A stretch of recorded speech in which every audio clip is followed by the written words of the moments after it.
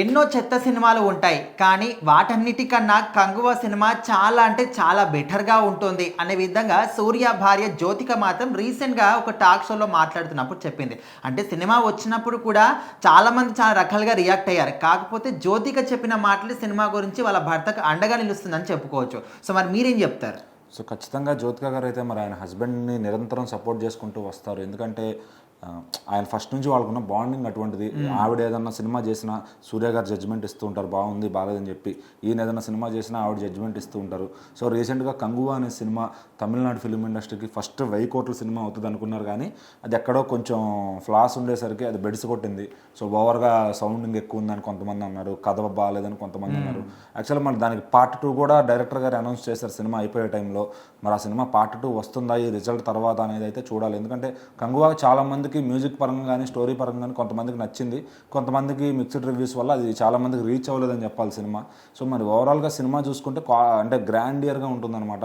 కథ కూడా అదేమి పాత ఎక్కడో తీసుకొచ్చిన కథ కాకుండా కొత్త స్టైల్లో ట్రై చేశారు.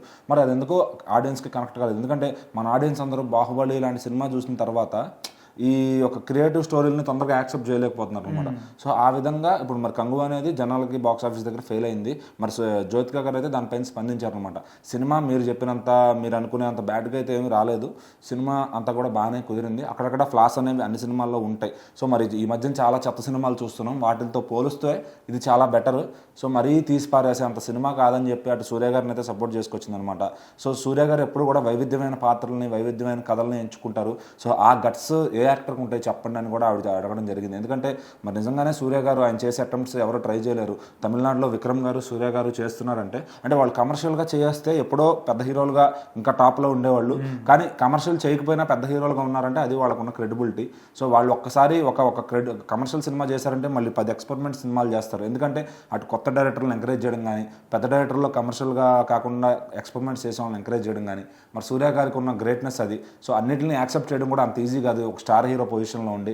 మరి ఆయన గట్స్ని కానీ ఆయన అటెంప్ట్స్ని కానీ ఇవిడ వెనకేసుకురావడం నిజంగా తప్పేం కాదు. ఎందుకంటే మరి హస్బెండ్ని ఎంకరేజ్ చేసినప్పుడు ఆయన, ఎందుకంటే ఆయన అలాంటి స్టోరీలు చేస్తారు, ఆ టేస్ట్ ఉన్న హీరో అని తెలుసు ఆవిడకి. సో అందుకే సపోర్ట్ చేసుకుంటూ వచ్చారు. మరి కంగువా మనం అనుకున్నట్టుగా నిజంగానే అక్కడక్కడ ఫ్లాస్ ఉన్న ఓవరాల్గా చూస్తే కనుక బాగానే ఉంటుంది. మరి ఆవిడ నిజమే చెప్పారు అనుకోవచ్చు. దాని గురించి ఆవిడ ఏదో వెనకేసుకొచ్చిందని మనం మాట్లాడవసరలా. మరి తప్పు లేకుండా ఆవిడ ఒక జడ్జ్మెంటే ఇచ్చింది. అంటే ఒక భర్తకి ఇచ్చినట్టు కాకుండా ఒక కామన్ ఆడియన్ లాగానే ఇచ్చిందని చెప్పాలి. సో మరి కంగువాకి 2 అనేది వస్తుందా లేదా, దానిలో ఏమన్నా మార్పులు చేర్పులు చేసి ఆ కథ పైన శ్రద్ధలు తీసుకుని, టెక్నికాలిటీస్ పైన కూడా శ్రద్ధలు తీసుకుని రిలీజ్ చేస్తారా లేదా అనేది చూడాలి.